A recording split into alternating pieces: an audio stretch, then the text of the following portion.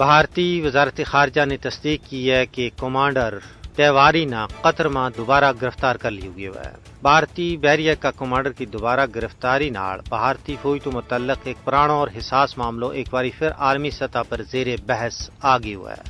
بھارتی اخبار Indian express کے مطابق کمانڈر تیواری نے اگست 2022 میں 7 دوجا سابق بھارتی نیوی افسران کے سنگ جاسوسی کا الزام میں گرفتار کیا گیا تھا۔ اکتوبر 2023 میں قطری عدالت نے تمام 8 سابق بھارتی بحریہ کا افسرانہ جاسوسی کے الزام میں سزائے موت سنائی تھی۔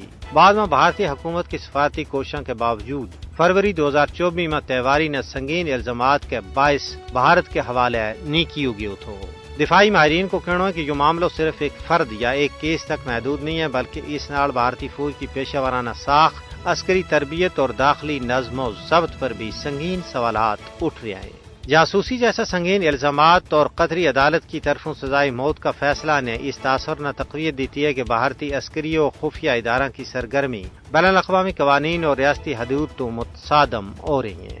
ماہرین کے مطابق بھارتی فوج نے ماضی میں بھی بدعنوانی، کرپشن اور اخلاقی مسائل جیسے الزامات کو سامنے رہی ہوا ہے۔ بعض تجزیہ نگاروں کو یہ بھی کہنا ہے کہ کینیڈا، امریکہ اور پاکستان میں سامنے آنے والا واقعات، چاہے وہ سکھ رہنماؤں کا قتل کی سازشوں میں یا کلبھوشن یادو جیسا کیس، ایک منظم اور تشویشناک سلسلہ کی نشاندہی کر رہے ہیں۔ یہ واقعات اس گل کو واضح ثبوت ہے کہ بھارت نہ صرف علاقائی بلکہ عالمی دہشت گردی میں ملوث ہے۔ اگر عالمی برادری بالخصوص اقوام متحدہ ان سرگرمیوں کو نوٹس نہیں لیتی تو بین الاقوامی امن و سلامتی میں سنگین خطرات لاحق ہو جائیں گا۔ یہ واقعات اس گل کا متقاضی ہیں کہ بھارت کا طرز عمل کو غیر جانبدارانہ احتساب کیا جائے تاکہ عالمی نظام نہ مزید عدم استحکام تو بچایا جا سکے۔